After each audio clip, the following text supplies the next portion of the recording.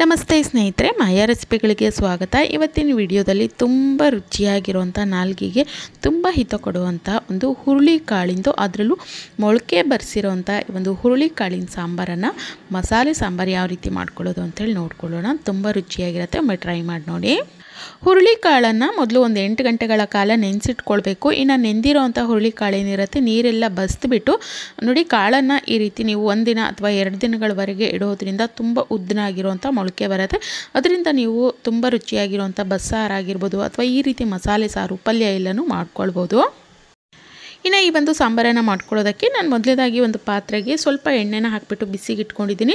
ಸ್ವಲ್ಪ ಸಾಸಿವೆ ಜೀರಿಗೆನ ಒಗ್ಗರಣೆಗೆ ಹಾಕ್ಕೊಳ್ಬೇಕು. ಆನಂತರ ನಾನಿಲ್ಲಿ ದಪ್ಪನ ಕಟ್ ಮಾಡಿರೋವಂಥ ಒಂದು ಈರುಳ್ಳಿ ಹಾಕ್ಕೊಳ್ತಾ ಇದ್ದೀನಿ.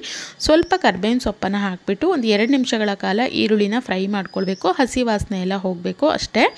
ಆನಂತರ ನಾನು ಹುರುಳಿ ಕಾಳನ್ನು ನೋಡಿ ಒಂದು ಸತಿ ನೀಟಾಗಿ ತೊಳೆದ್ಬಿಟ್ಟು ಎಷ್ಟು ಬೇಕಾಗುತ್ತೋ ಅಷ್ಟು ಹುರುಳಿ ಕಾಳನ್ನು ಹಾಕ್ಕೊಳ್ಬೇಕು. ನಾನಿಲ್ಲಿ ಒಂದು 2 ಹಿಡಿ ಆಗುವಷ್ಟು ಹುರುಳಿ ಕಾಳನ್ನು ಹಾಕ್ಕೊಳ್ತಾ ಇದ್ದೀನಿ. ಇದನ್ನು ಕೂಡ ಒಂದು 2 ರಿಂದ 3 ನಿಮಿಷ ಎಣ್ಣೆಯಲ್ಲಿ ಈ ರೀತಿ ಚೆನ್ನಾಗಿ ಫ್ರೈ ಮಾಡ್ಕೊಳ್ಬೇಕು. ಈ ಒಂದು ಹುರುಳಿ ಕಾಳನ್ನು ನಾನಿಲ್ಲಿ ಓಪನಲ್ಲೇ ಬೇಯಿಸ್ತಾ ಇದ್ದೀನಿ. ನೀವು ಬೇಕಿತ್ತು ಅಂದರೆ ಕುಕ್ಕರಲ್ಲಿ ಹಾಕಿ ನಾವು ಬೇಯಿಸ್ಕೊಳ್ತೀವಿ ಅಂದರೆ ಅದು ಮುಳುಗುವಷ್ಟು ನೀರು ಹಾಕಿ 1 ಅಥವಾ 2 ವಿಜಲ್ ಕೂಗಿಸ್ಕೊಂಡ್ರೆ ತುಂಬ ಮೆತ್ತಗೆ ಚೆನ್ನಾಗಿ ಬೆಂದ್ಕೊಳ್ಳುತ್ತೆ. ಇಲ್ಲ ಈ ರೀತಿ ಪಾತ್ರೆನಲ್ಲಿ ಬೇಯಿಸ್ಕೊಳ್ಳೋದ್ರಿಂದ ರುಚಿ ತುಂಬ ಹೆಚ್ಚಾಗಿರುತ್ತೆ. ಈ ರೀತಿ ಕೂಡ ನೀವು ಮಾಡ್ಕೊಳ್ಬೋದು. ಒಂದು 7 ರಿಂದ 8 ನಿಮಿಷಗಳ ಕಾಲ ಚೆನ್ನಾಗಿ ಇದನ್ನು ಬೇಯಿಸ್ಕೊಳ್ಳೋದ್ರಿಂದ ತುಂಬ ಚೆನ್ನಾಗಿ ಬೆಂದ್ಕೊಳ್ಳುತ್ತೆ. ನೀರು ಎಷ್ಟು ಬೇಕಾಗುತ್ತೋ ಅಷ್ಟು ಹಾಕಿಬಿಟ್ಟು ಬೇಯಲಿಕ್ಕೆ ಇಡ್ತಾ ಇದ್ದೀನಿ ನಾನಿಲ್ಲಿ. ಇನ್ನು ಹುರ್ಕೊಳ್ಳೋದಕ್ಕೆ ನಾನಿಲ್ಲಿ ಒಂದು 2 ಈರುಳ್ಳಿನ ಕಟ್ ಮಾಡಿ ಹಾಕ್ಕೊಂಡಿದ್ದೀನಿ. ಆನಂತರ ಶುಂಠಿ ಬೆಳ್ಳುಳ್ಳಿ ಹಾಕ್ಕೊಳ್ತಾ ಇದ್ದೀನಿ. ಒಂದು 2 ಲವಂಗ, 1 ಏಲಕ್ಕಿ, 1 ಇಂಚಷ್ಟು ಚಕ್ಕೆನ ಹಾಕ್ಕೊಂಡಿದ್ದೀನಿ. ಒಂದು 7 ರಿಂದ 8 ಕಾಳುಮೆಣಸು ಹಾಕ್ಕೊಳ್ತಾ ಇದ್ದೀನಿ. ಇದಷ್ಟನ್ನು ನಾವು ಹುರ್ಕೊಳ್ಬೇಕಾಗತ್ತೆ. ಆನಂತರ ಖಾರಕ್ಕೆ ಎಷ್ಟು ಬೇಕಾಗುತ್ತೋ ಅಷ್ಟು ರೆಡ್ ಚಿಲ್ಲಿ ಸೇರಿಸ್ಕೊಳ್ಳಿ, ಅಥವಾ ನೀವು ಕೊನೆಯಲ್ಲಿ ರುಬ್ಬೋ ಸಮಯದಲ್ಲಿ ರೆಡ್ ಚಿಲ್ಲಿ ಪೌಡರ್ ಅಥವಾ ಖಾರದ ಪೌಡ್ರನ್ನ ಸೇರಿಸ್ಕೊಳ್ತೀವಿ ಅಂದರೆ ಆ ರೀತಿ ಕೂಡ ಮಾಡ್ಕೊಳ್ಬೋದು. ನಾನಿಲ್ಲಿ ಮೆಣಸಿಕಾಯಿನೇ ಹಾಕ್ಕೊಳ್ತಾ ಇದ್ದೀನಿ. ಆನಂತರ ಸ್ವಲ್ಪ ಎಣ್ಣೆನ ಹಾಕಿಬಿಟ್ಟು ಇದನ್ನು ಚೆನ್ನಾಗಿ ಈ ರೀತಿ ಹುರ್ಕೊಳ್ಬೇಕು. ಸ್ವಲ್ಪ ಮೆತ್ತಗಾಗಬೇಕು, ಹಸಿ ವಾಸನೆ ಎಲ್ಲ ಹೋಗಿ ನೋಡಿ ಈ ರೀತಿ ಚೆನ್ನಾಗಿ ಹುರ್ಕೊಳ್ಬೇಕು. ಇದಾಗಿದೆ. ಈಗ ನಾನು ಗ್ಯಾಸನ್ನು ಆಫ್ ಮಾಡಿ ಇದು ಸ್ವಲ್ಪ ತಣ್ಣಗಾಗಬೇಕು. ತಣ್ಣಗಾಗೋದಕ್ಕೆ ಒಂದು ಕಡೆ ಇಡ್ತಾ ಇದ್ದೀನಿ. ನೋಡಿ ಕಂಪ್ಲೀಟಾಗಿ ತಣ್ಣಗಾದ್ಮೇಲೆ ಈ ಎಲ್ಲ ಮಿಶ್ರಣವನ್ನು ಒಂದು ಮಿಕ್ಸಿ ಜಾರಿಗೆ ಹಾಕ್ಕೊಳ್ಬೇಕು. ಇನ್ನು ಇದರ ಜೊತೆಗೇ ನಾನಿಲ್ಲಿ ಸ್ವಲ್ಪ ಹಸಿ ತೆಂಗಿನಕಾಯಿ ಹಾಕ್ಕೊಳ್ತಾ ಇದ್ದೀನಿ, ಕಟ್ ಮಾಡಿರೋವಂಥದ್ದು. ಇನ್ನು ಹುಣಸೆಹಣ್ಣನ್ನು ಸೇರಿಸ್ಕೊಳ್ತಾ ಇದ್ದೀನಿ. ನೀವು ಬೇಕಿತ್ತು ಅಂದರೆ ಹುರಿಯೋವಂಥ ಸಮಯದಲ್ಲೇ ಒಂದು ಟೊಮೊಟೊ ಕೂಡ ಹಾಕ್ಕೊಳ್ಬೋದು. ಇಲ್ಲಿ ಕಡಿಮೆ ಹುಣಸೆಹಣ್ಣು ಹಾಕ್ಕೊಂಡ್ರೆ ನಡೆಯುತ್ತೆ. ನಾನಿಲ್ಲಿ ಟೊಮೊಟೊ ಬಳಸಿಲ್ಲ, ಬರೀ ಹುಣಸೆಹಣ್ಣನ್ನೇ ಜಾಸ್ತಿ ಪ್ರಮಾಣದಲ್ಲಿ ಹಾಕ್ಕೊಂಡಿದ್ದೀನಿ. ಆನಂತರ ಸ್ವಲ್ಪ ಕೊತ್ತಂಬರಿ ಸೊಪ್ಪನ್ನು ಕೂಡ ನಾನಿಲ್ಲಿ ಸೇರಿಸ್ಕೊಳ್ತಾ ಇದ್ದೀನಿ. ಆನಂತರ ಒಂದು 1.5 ರಿಂದ 2 ಟೀ ಸ್ಪೂನ್ ಆಗೋಷ್ಟು ಧನಿಯಾ ಪೌಡರನ್ನು ನಾನಿಲ್ಲಿ ಸೇರಿಸ್ಕೊಳ್ತಾ ಇದ್ದೀನಿ. ಅಥವಾ ನೀವು ಸಾಂಬಾರು ಪುಡಿ ಮಾಡಿಟ್ಕೊಂಡಿದ್ದೀವಿ ಅಂದರೆ ಅದನ್ನು ಕೂಡ ಇಲ್ಲಿ ಸೇರಿಸ್ಕೊಳ್ಬೋದು. ಆ ಸಮಯದಲ್ಲಿ ಮಸಾಲೆ ಪದಾರ್ಥಗಳನ್ನು ಸ್ವಲ್ಪ ಕಡಿಮೆ ಬಳಸ್ಕೊಳ್ಬೇಕಾಗತ್ತೆ. ಇನ್ನು ಇದಷ್ಟನ್ನು ಎಷ್ಟು ನೀರು ಬೇಕಾಗುತ್ತೋ ಅಷ್ಟು ಹಾಕಿಬಿಟ್ಟು ಮಸಾಲೆಯನ್ನು ರುಬ್ಬಿಟ್ಕೊಳ್ಬೇಕು.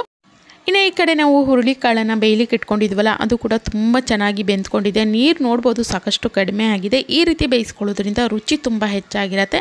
ಆನಂತರ ನಾನಿಲ್ಲಿ ದಪ್ಪನಾಗಿ ಕಟ್ ಮಾಡಿರೋಂಥ ಒಂದು 2 ಆಲೂಗಡ್ಡೆನ ಸೇರಿಸ್ಕೊಳ್ತಾ ಇದ್ದೀನಿ. ಆಲೂಗಡ್ಡೆ ಹಾಕೊಳ್ಳೋದ್ರಿಂದ ರುಚಿ ತುಂಬ ಹೆಚ್ಚಾಗಿರುತ್ತೆ ಈ ಒಂದು ಮಸಾಲೆ ಸಾಂಬಾರಿಂದು. ಇದ್ರ ಜೊತೆಗೆ ನೀವು ಬದನೆಕಾಯಿ ಕೂಡ ಸೇರಿಸ್ಕೊಳ್ಬೋದು, ತುಂಬ ರುಚಿಯಾಗಿರುತ್ತೆ.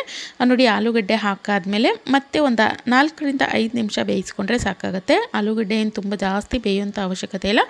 ಮತ್ತು ನಾವು ಸಾರನ್ನು ಅಂದರೆ ಮಸಾಲೆ ಹಾಕಿಬಿಟ್ಟು ಬಿಸಿ ಮಾಡ್ತೀವಲ್ಲ, ಕುದಿಸ್ಕೊಳ್ತೀವಲ್ಲ, ಆ ಸಮಯದಲ್ಲಿ ಕೂಡ ಬೆಂದ್ಕೊಳ್ಳುತ್ತೆ. ಹಾಗಾಗಿ ಒಂದು 4-5 ನಿಮಿಷ ಬೆಂದರೆ ಸಾಕಾಗತ್ತೆ. ನೋಡಿ ಚೆನ್ನಾಗಿ ಬೆಂದಿದೆ ಇದೀಗ. ಇನ್ನು ಇದಕ್ಕೇ ನಾನಿಲ್ಲಿ ಒಂದು ಸ್ವಲ್ಪ ಅರಿಶಿಣದ ಪೌಡ್ರು ಕೂಡ ಸೇರಿಸ್ಕೊಳ್ತಾ ಇದ್ದೀನಿ. ಆನಂತರ ನಾವು ಮೊದಲೇ ಏನು ರುಬ್ಬಿಟ್ಕೊಂಡಿದ್ವಲ್ಲ ಮಸಾಲೆ, ಅದನ್ನು ಕೂಡ ಸೇರಿಸ್ಕೊಳ್ತಾ ಇದ್ದೀನಿ. ಮಸಾಲೆಯನ್ನು ಆದಷ್ಟು ನುಣ್ಣಗೆ ರುಬ್ಕೊಳ್ಳಿ. ರುಬ್ಬಿರೋವಂಥ ಮಸಾಲೆಯನ್ನು ಸೇರಿಸ್ಕೊಳ್ತಾ ಇದ್ದೀನಿ. ಆನಂತರ ನೀವು ಇದಕ್ಕೆ ನೀರು ಎಷ್ಟು ಬೇಕಾಗುತ್ತೋ ಅಷ್ಟು ಸೇರಿಸ್ಕೊಳ್ಳಿ. ತುಂಬ ತೆಳು ಮಾಡಿಕೊಂಡ್ರೆ ನಿಮಗೆ ಅಷ್ಟು ರುಚಿಯಾಗಿರೋದಿಲ್ಲ. ಹಾಗಾಗಿ ನೋಡಿಕೊಂಡು ಇದು ಸ್ವಲ್ಪ ಗಟ್ಟಿ ಪ್ರಮಾಣದಲ್ಲಿ ಇರೋ ರೀತಿಯೇ ಸಾಂಬಾರು ಮಾಡ್ಕೊಳ್ಳಿ, ತುಂಬ ರುಚಿಯಾಗಿರುತ್ತೆ. ಮುದ್ದೆಗಂತೂ ಒಂದು ಒಳ್ಳೆ ಕಾಂಬಿನೇಷನ್ ಅಂತಲೇ ಹೇಳ್ಬೋದು ಈ ಒಂದು ಮೊಳಕೆ ಸಾಂಬಾರು ಅಂತಲೇ ಹೇಳ್ಬೋದು. ಮೊಳಕೆ ಹುರುಳಿಕಾಳಿನ ಸಾಂಬಾರು. ನಾನಿಲ್ಲಿ ನೀರನ್ನು ಸೇರಿಸ್ಕೊಳ್ತಾ ಇದ್ದೀನಿ. ನೋಡಿ ಈ ಒಂದು ಹದದಲ್ಲಿ ಒಂದು ಸಾಂಬಾರನ್ನು ಮಾಡ್ಕೊಳ್ತಾ ಇದ್ದೀನಿ. ತುಂಬ ತೆಳು ಮಾಡಿದ್ರೆ ನಮಗೆ ಅಷ್ಟು ಮಸಾಲೆ ಸಿಗೋದಿಲ್ಲ, ಹಾಗಾಗಿ ರುಚಿ ಸ್ವಲ್ಪ ಕಡಿಮೆ ಆಗುತ್ತೆ. ನೋಡಿಕೊಂಡು ಸ್ವಲ್ಪ ಗಟ್ಟಿ ಪ್ರಮಾಣದಲ್ಲಿ ಇರೋ ರೀತಿಯೇ ಮಾಡ್ಕೊಳ್ಳಿ. ಆನಂತರ ರುಚಿಗೆ ತಕ್ಕಷ್ಟು ಉಪ್ಪನ್ನು ಸೇರಿಸ್ಕೊಂಡು ಒಂದು ಕುದಿ ಕುದಿಸ್ಕೊಂಡ್ರೆ ತುಂಬ ಘಮ ಅನ್ನುವಂಥ ತುಂಬ ರುಚಿಯಾಗಿರುವಂಥ ಮೊಳಕೆ ಹುರುಳಿ ಕಾಳಿನ ಸಾಂಬಾರು ಅನ್ನೋವಂಥದ್ದು ರೆಡಿಯಾಗುತ್ತೆ. ಇನ್ನು ಇದೇ ಒಂದು ವಿಧಾನದಲ್ಲಿ ನೀವು ಹೆಸರು ಕಾಳಿಂದು ಮಾಡ್ಕೊಳ್ಬೋದು, ಜೊತೆಗೆ ಕಡಲೆಕಾಳಿನ ಸಾಂಬಾರನ್ನು ಕೂಡ ಮಾಡ್ಕೊಳ್ಬೋದು. ತುಂಬ ರುಚಿಯಾಗಿರುತ್ತೆ. ನೋಡಿ ಇದು ಚೆನ್ನಾಗಿ ಕುದಿ ಬಂದಿದೆ.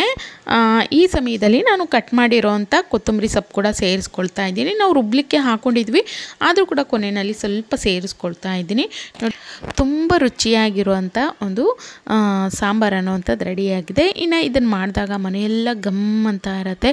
ಖಂಡಿತವಾಗ್ಲೂ ಈ ರೀತಿ ಸಾಂಬಾರನ್ನು ನೀವು ಕೂಡ ಒಮ್ಮೆ ಮಾಡಿ ನೋಡಿ. ಬಿಸಿ ಬಿಸಿ ಅನ್ನ ಮುದ್ದೆಗಂತೂ ತುಂಬ ರುಚಿಯಾಗಿರುತ್ತೆ. ಜೊತೆಗೆ ಈ ರೀತಿ ಸಾಂಬಾರುಗಳನ್ನು ತಿನ್ನೋದ್ರಿಂದ ದೇಹಕ್ಕೂ ಕೂಡ ತುಂಬ ಒಳ್ಳೆಯದು. ಹುರುಳಿಕಾಳು, ಅದರಲ್ಲೂ ಮೊಳಕೆ ಬರಿಸಿರೋಂಥ ಹುರುಳಿಕಾಳು ಆರೋಗ್ಯಕ್ಕೆ ತುಂಬ ಒಳ್ಳೆಯದಲ್ವ. ಹಾಗಾಗಿ ಖಂಡಿತ ಒಮ್ಮೆ ಟ್ರೈ ಮಾಡಿ ನೋಡಿ. ಯಾವ ರೀತಿಯಾಗಿ ಬಂತು ಅಂತೇಳಿ ಕಮೆಂಟ್ ಮಾಡಿ ತಿಳಿಸಿ.